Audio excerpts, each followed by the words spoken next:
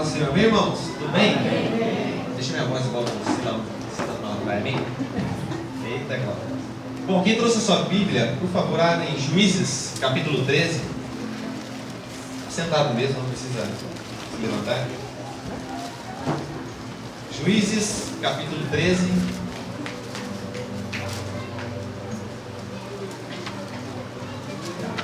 Tenho certeza aqui que a maioria já ouviu falar dessa história.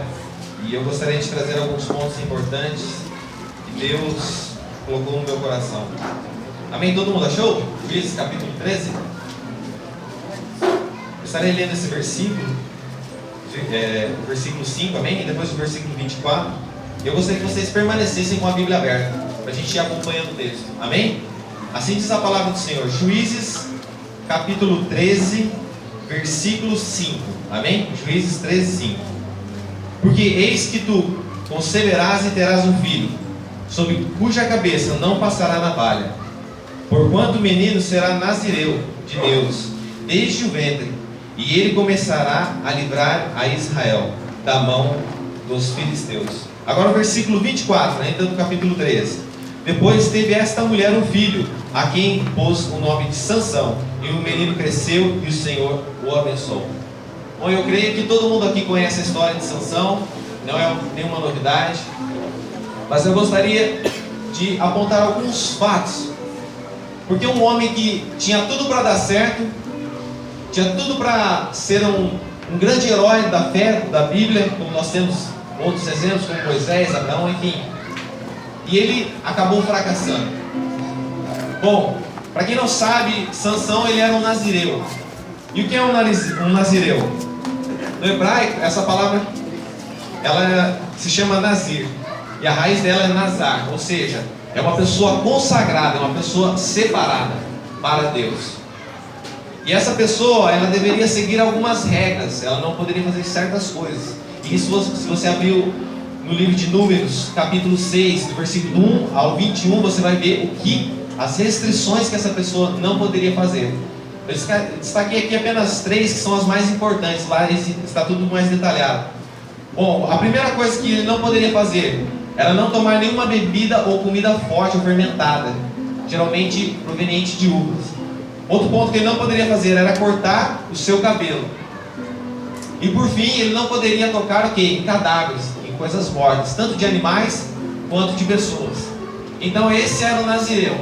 Ele não poderia comer comida forte, nem bebida forte, não poderia cortar o cabelo e não poderia tocar em coisa morta.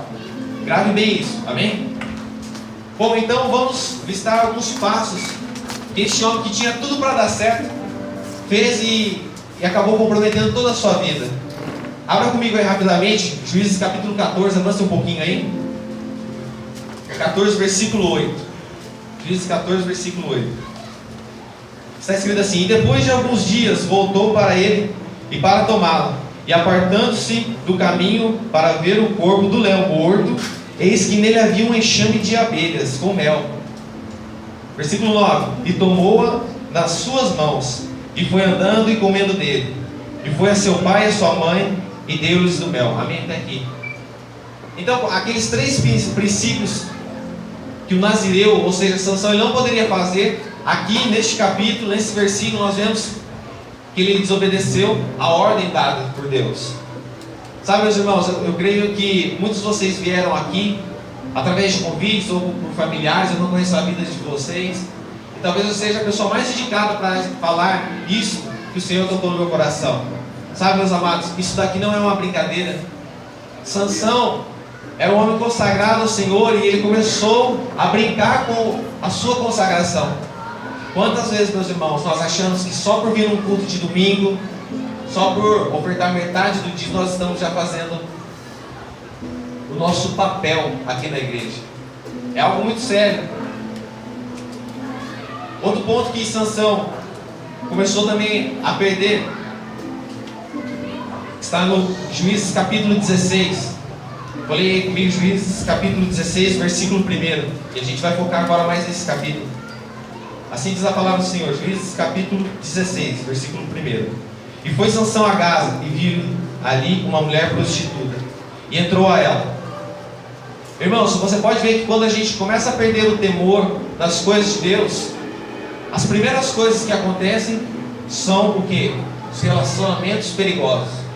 Toda vez que nós se afastamos da presença de Deus, nós começamos a dar por caminhos perigosos.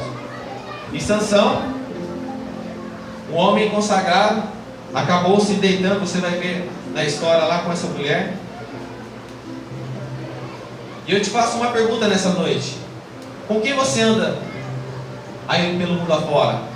Sabe, aqui na igreja é muito fácil a gente ser cristão, é muito fácil a gente levantar a mão, a gente glorificar a Deus. O difícil é lá fora, onde vem a pessoa e coloca um copo de bebida na sua frente, onde vem um amigo seu, talvez você não tenha nem dinheiro, mas o cara vai lá e paga um convite do baile na hora, assim, para você entrar. Eu estou mentindo? Não, né?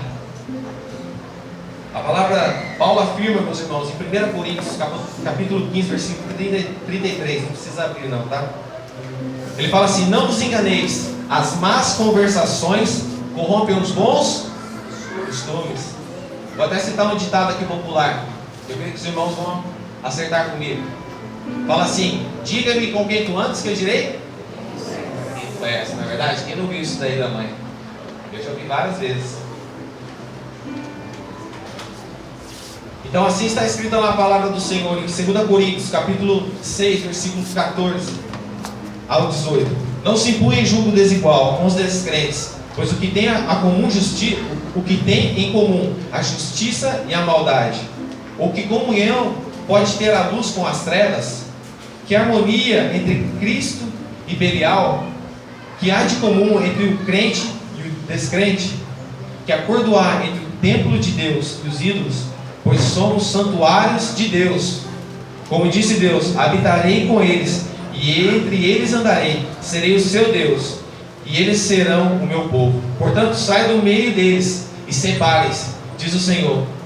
Não toquem nas coisas impuras, e eu os receberei e lhes serei pai. Meus amados, depois eu vou contar um pouco da minha história. E esse ponto aqui é algo muito, muito importante, porque quando a pessoa ela começa a se afastar da igreja, as primeiras coisas que são as amizades que são mudadas. Depois que eu retornei à igreja, o tempo que eu passei fora, a primeira coisa que eu tive que fazer foi mudar e trocar os meus amigos. Parece que não, mas uma pessoa que está bem com Deus, quando ela se relaciona com outra pessoa que está um pouco mais fraca, geralmente o lado mais fraco puxa o lado mais forte. Então por isso nós temos que tomar cuidado. E Sansão não estava prestando atenção nesses detalhes, e o pecado começou a entrar dentro do seu coração. Vamos para o versículo 4. E depois de Juízes, amém? Capítulo 16, versículo 4. E depois disso aconteceu que se afeiçoou a uma mulher do vale de Soré, cujo nome era Dalila. Meus irmãos, quando a gente começa a andar com pessoas em relacionamentos perigosos, o que acontece com as nossas vidas? Acaba despertando em nós o que? Paixões perigosas. Tenho certeza, jovem, que eu não sei quantos solteiros estão aqui, mas a maioria das pessoas procuram uma pessoa de Deus no lugar errado. Geralmente ela vai no lugar lá fora, ela vai no terraço, ainda existe quem assiste? Vai lá no terraço. Não, eu vou só na porta do bairro ali para ver quem está lá. Eu vou lá no feijó. Meus irmãos, você está procurando a pessoa no lugar errado. E Sansão, por ele andar com pessoas erradas, ele se apaixonou consequentemente com uma pessoa errada. E o perigo dessa paixão, meus irmãos, eu vou fazer uma definição aqui do que é paixão e do que é o amor. Meus irmãos, a paixão, ela é o que? A nossa natureza humana, é a nossa carne. Você pode ver que uma pessoa, quando ela está apaixonada, o que ela fica? No primeiro instante, ela fica o quê? Cega. Segundo, a paixão, ela é algo indecente, ela causa sofrimento, ela é mentirosa, ela é invejosa, ela é soberba. E a paixão, meus irmãos, ela se transforma em ódio. Mas o que é o amor então, Tiago? Você pode me perguntar. A resposta está lá em Coríntios, 1 Coríntios, capítulo 13, versículo 4 ao 7. O amor é sofredor, é benigno, o amor não é invejoso. O amor não trata com leviandade, não se ensoberbece, não se porta com indecência, não busca os próprios interesses, não se irrita, não se suspeita do mal, não folga com a injustiça, mas folga com a verdade. Tudo sofre, tudo crê, tudo espera, tudo suporta. Esse é o amor do Senhor. Você pode dar uma glória ao Senhor? Amém? Eu andei vendo uma pesquisa essa semana e eles estavam entrevistando as pessoas e 90% das pessoas falaram que uma pessoa que ama, ela não trai. E na verdade 90% das pessoas estavam enganadas. Por quê? Uma pessoa que ama, ela atrai. Quem aqui já passou por um relacionamento e depois terminou, e a pessoa fala para você: não, eu morro se não tiver você. Você é o príncipe encantado, você é minha rainha do deserto, amém? Sem você eu não vivo. Não, meus irmãos. Quem ama atrai. Porque se você deixar se levar pela sua paixão humana, pela sua natureza, sua carne, você vai trair a sua mulher, você vai trair o seu namorado, você vai roubar o seu padrão. E Sansão, meus irmãos, não deu crédito e continuou prosseguindo em pecados, como nós vamos ver agora no versículo 6. Disse, pois, Dalila a Sansão: declaro-me, peço-te, em que consiste a tua grande força, com que poderias ser armado para poder te afligir. Meus irmãos, aqui Sansão estava cegamente apaixonado por essa mulher. Quem aqui contaria um segredo para uma pessoa que deseja matar a si mesmo? É isso que aconteceu aqui, que está acontecendo neste lugar. Ela fala: Sansão, me conta aí qual é o segredo da tua força, que eu quero saber para encontrar, para que os midianitas possam o quê?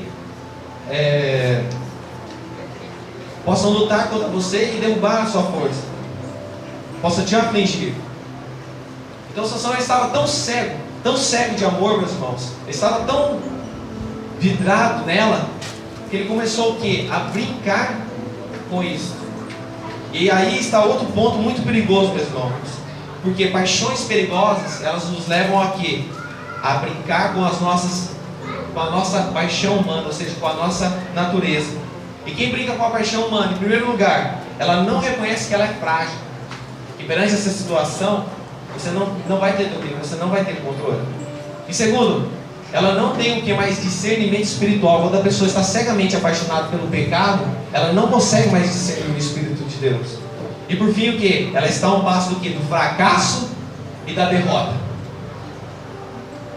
Dali ele estava falando, meus irmãos, o que ela ia fazer com Sansão. E ele, cegamente apaixonado, começou a brincar com isso. Versículo 10 e 11. Você vai perceber aí que nos versículos anteriores, Sansão começa a contar e a brincar com isso. E aqui no versículo 10 ele fala o que para ela? Que se amarrassem algumas cordas que nunca tivessem sido usadas, então ele enfraqueceria e seria como qualquer outro homem. Sabe? Isso é um alerta muito forte, porque às vezes a gente acha que por pregar ou por ter um cargo na igreja, nós somos super-homens. Ah não, eu estou pregando, eu estou tocando, e ainda estou em pecado e Deus continua me abençoando. Sansão, meus irmãos, ele estava brincando com o pecado. Não foi a primeira vez, não foi a segunda, não foi a terceira. Sabe? Talvez eu estou falando aqui com pessoas, por isso que eu disse no começo da mensagem, que eu seria uma das pessoas mais indicadas para falar isso para você nessa noite, porque eu não conheço a sua vida. Talvez você está aqui dentro, você está vestindo uma máscara de pecado. Talvez você está aqui, mas dentro do seu coração você sabe o que você tem feito de errado para Deus. Por isso que as coisas não fluem. Por isso você vem no culto e é aquele peso, aquele fardo. Você vê todo mundo sentindo a presença de Deus e você ali está tudo, está seco. Por causa do que, meus irmãos? Da cegueira, da paixão pelo pecado. E no versículo 13, meus irmãos, Sansão ele começa a brincar pela última vez com Dalila. E ele fala o que para ela? Se descer 7 tranças dos cabelos da minha cabeça com os lisos da teia, ou seja, um pecado que não tinha nada a ver. Primeiro ele começou o quê? Pegando algo imundo lá daquele leão. Depois ele foi brincando, não, é cordas e tal. E agora ele está indo aonde? Perto daquilo que é sagrado, meus irmãos. Tem hora que a gente começa a estar tão cego no pecado, que o pecado ele entra na nossa natureza humana. E depois que ele entra na nossa natureza humana, meus irmãos, ele se aproxima muito perto daquilo que é sagrado, daquilo que é consagrado a Deus. Muitas vezes ao seu dom, muitas vezes no seu ministério, e começa a influenciar nisso. O maior engano, meus irmãos, do cristão é achar que pode enfrentar essa natureza pecaminosa. Eu só conheço uma coisa que Deus manda a gente enfrentar, que é o diabo. E através da palavra do Senhor ele vai fugir de nós. Mas a natureza, rapa fora, sai fora. Se você sabe que a menina, se você for lá, você vai sair com aquela menina e vai fazer coisa errada? Não vai. Eu namoro aquela pessoa e se a gente vai ficar sozinho na casa, vai acontecer alguma coisa? Não vai. Mas se eu for lá, fulano de tal vai pagar para mim, eu vou entrar no bar e vou beber. Se eu pegar e ver aquele dinheiro em cima da mesa, eu vou pegar, meus irmãos. Fuja da aparência do mal. É Deus que está falando, não sou eu, meus irmãos. Talvez você pode ter entrado aqui, no teu celular tem tanta imundície, que até o diabo fica com vergonha. Talvez o seu Facebook, talvez lá no seu trabalho, os seus olhos. Só que Deus está vindo, meus irmãos. Então, não resista às situações, não se prove a si mesmo, fuja dessas tentações. E no versículo 17 diz assim: e descobriu-lhe todo o seu coração. Ele disse: nunca passou navalha pela minha cabeça, porque sou nazireu de Deus, desde o ventre da minha mãe. Se viesse a ser rapado, isso seria de mim a minha força, e me enfraqueceria, e seria como qualquer outro homem. Meus irmãos, nesse momento, Sansão, ele decretou a sua derrota. O homem que, se você ver a história dele, matou 1000 homens com uma queixada de jumento, fez coisas maravilhosas, e por causa de uma confissão, por causa de uma paixão, ele acabou jogando tudo isso para o alto. E foi exatamente nesse momento, meus irmãos, ele abre o seu coração para a pessoa errada. Em Provérbios capítulo 4, 23 diz assim: sobre tudo que se deve guardar, guarda o teu coração, porque dele procedem as fontes da vida. O coração aqui, meus amados, está no sentido figurado. Você tem que guardar o que? A sua alma. Porque os nossos olhos são as janelas da nossa alma. E a partir do momento que você deixa as coisas ir entrando e tomando conta do seu coração, aí já era. E foi isso que aconteceu com Sansão. O homem que tinha tudo para vencer, foi derrotado pela sua natureza pecaminosa. Em 2 Pedro fala o seguinte, capítulo 2, versículo 10: porque de quem alguém é vencido, do tal faz-se servo. Ou seja, se você é vencido pela bebida, meus irmãos, você é escravo da bebida. Se você é vencido pelo adultério, você é escravo do adultério. Se você é vencido pela maconha, você é escravo da maconha. Se você é vencido pela prostituição, você é escravo da prostituição. E muitas vezes nós não damos crédito nessas coisas, meus amados. E olha as consequências. Versículo 20: então Dalila disse: os filisteus vêm sobre ti. E Sansão despertou ele do seu sono e disse: sairei ainda esta vez como antes, e me sacudirei. E nesse momento, meus irmãos, essa parte é algo muito forte. Eu gostaria de destacar eu gostaria que você prestasse atenção, porque assim diz a palavra do Senhor. Porque ele não sabia que já o Senhor tinha se retirado dele. Sabe, meus irmãos, eu não vim aqui à toa, eu não vim de Iberarema aqui à toa para falar apenas uma mensagem ou dar um sermão para vocês, que não é algo que cabe para mim. Mas eu creio que Deus tem mudança para a sua vida. Só que talvez tem pessoas aqui que estão nessa noite que estão brincando com o pecado. Mas eu defraudei 10 vezes, eu vou sonegar o imposto mais uma vez. Mas eu tive relação com a minha namorada tantas vezes, ela nunca engravidou, a gente sempre usou camisinha. Não vai dar nada não. Mas eu sempre dirijo bêbado na estrada. Não vai dar nada não. Meus irmãos, Sansão se levantou e ele achou que o Espírito Santo de Deus estava com ele. E o que diz a palavra do Senhor aqui? Que ele não sabia, mas o Espírito de Deus tinha saído dele. Esse é o maior perigo das nossas vidas, meus irmãos. É confundir, é achar que Deus está aprovando a nossa conduta. Tem pessoas que consideram Deus que Deus, não, Deus é amor, Deus é um Deus bom. A palavra de Deus diz em Gálatas 6, versículos 7 e 8: não se deixe enganar, de Deus ninguém se zomba, pois o que o homem semelhar, isso também colherá. Quem semeia para a sua carne, da carne colherá destruição. Mas quem semeia para o Espírito, do Espírito colherá a vida eterna. Em Romanos 11, 22 diz assim: considera, pois, a bondade e a severidade de Deus para os que caírem, severidade, mas para contigo, benignidade, se permaneceres na sua benignidade. De outra maneira, também tu serás cortado. Ou seja, Deus é um Deus justo, meus irmãos. Deus é um Deus justo. E isso fala muito forte no meu coração, porque eu nasci num berço evangélico, só que eu já me desviei algumas vezes. Muitas vezes eu tocava bateria, só que lá no fundo, só Deus sabia o tanto de pecado e coisas erradas que tinha na minha vida. Só que Deus, Ele está vendo. E talvez aqui nessa noite, meus irmãos, Deus te trouxe nessa noite, sabe para quê? Para falar para você que talvez é a última chance para a sua vida. Talvez essa noite é a última chance de você se reconciliar com Deus. Talvez é a última chance de você se consertar com Deus. Sansão achava que Deus, ele poderia enganar Deus novamente. Ele achava que ele poderia, e Deus estaria com ele, que o Senhor estaria aprovando aquela conduta. E nós vamos ver agora o que aconteceu com a vida dele. Versículo 21. Então os filisteus pegaram nele e arrancaram-lhe os olhos, e fizeram descer a Gaza, e amarraram-lhe com 2 cadeiras de bronze, e girava ele o moinho do cárcere.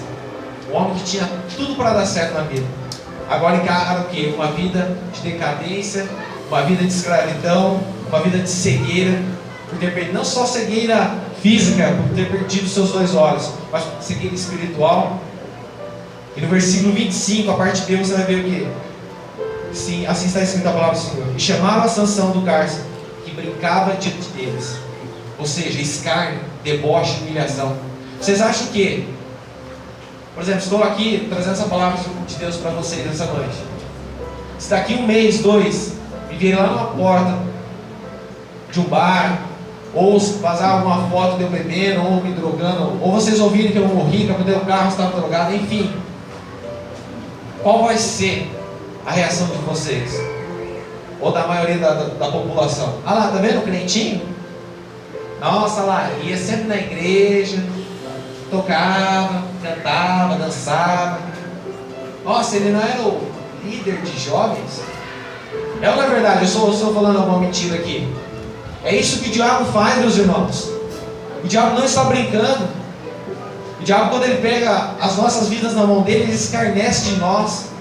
Ele chama a gente pelo nosso pecado. Só que Deus trouxe nessa noite aqui para uma reconciliação com Ele.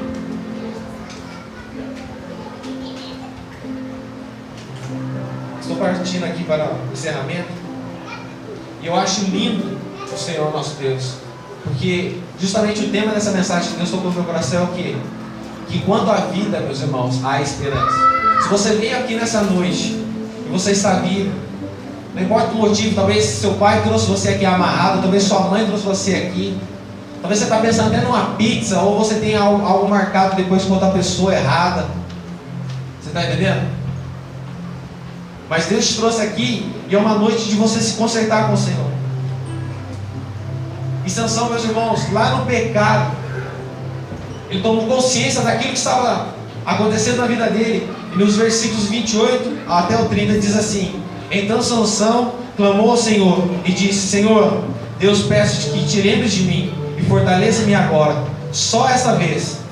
Ó Deus, para que de uma vez me vingue dos filisteus, pelos meus 2 olhos. Abraçou-se, pois, Sansão com as 2 colunas no meio, em que se sustinha a casa, e arrimou-se sobre elas, com a sua mão direita numa, e com a sua mão esquerda noutra. E disse Sansão: morra eu com os filisteus.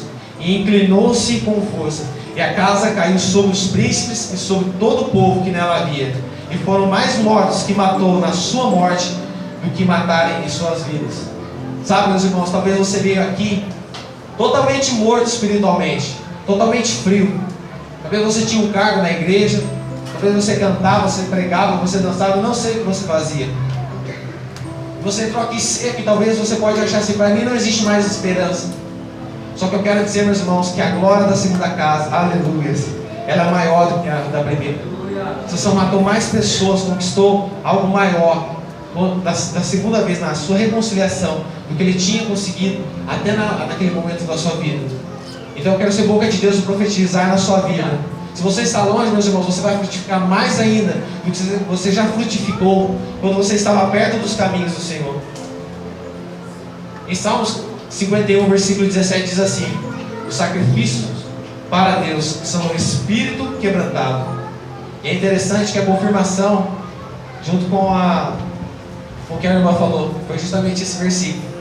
Que o que? Um coração quebrantado e contrito não desprezará o nosso Deus. Então talvez você não tenha força. Talvez você veio aqui e até esse momento você não sentiu nada. Nada. Está parecendo um teatro, está parecendo um dogma, algo rotineiro, um costume na sua vida. Mas meu irmão, se você tem um sede no seu coração de mudança pela sua vida, Deus não vai desprezar a sua vida, Deus não vai desprezar o seu coração. Sabe, eu estou encerrando. Como eu disse, eu nasci num berço evangélico e por 4 anos eu entreguei o meu coração para uma pessoa errada. Preste muita atenção, porque talvez se assemelhe muito com a vida de vocês isso. Eu entreguei o meu coração e após 4 anos houve um término um pouco trágico. Ela não morreu, não sei se alguém esteja imaginando isso, mas foi algo muito doloroso para a minha vida. E aquilo, quem só sabe, eu creio assim, só sabe a dor de uma separação aquele que participou daquilo. Só sabe a dor de uma perda de um filho, uma mãe que teve um filho perdido. Então aquilo começou a trazer muitas consequências, a trazer muita dificuldade para mim. Porque nesse relacionamento eu estava longe, mas muito longe da presença de Deus. Estava como Sansão. E essa palavra aqui, meus irmãos, ela se encaixa perfeitamente na minha vida. Exatamente na minha vida. E eu estava morto e eu lembro que eu chorava muito, não tinha força. E eu larguei mais ou menos, foi no começo do mês de novembro do ano de 2014. E em 15 dias, meus irmãos, eu perdi de 11 a 12 quilos. Porque eu não comia. Eu não tinha força mais. Eu comi 2 vezes e as 2 vezes eu botei para fora. Tudo. Eu não conseguia dormir, eu não tinha mais paz, eu estava destruído. Uma pessoa que tinha tudo para dar certo, porque eu nasci no berço evangélico. Se eu é meu cunhado, ele é pastor.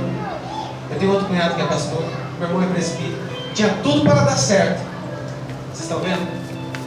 E por um relacionamento errado, eu joguei tudo fora.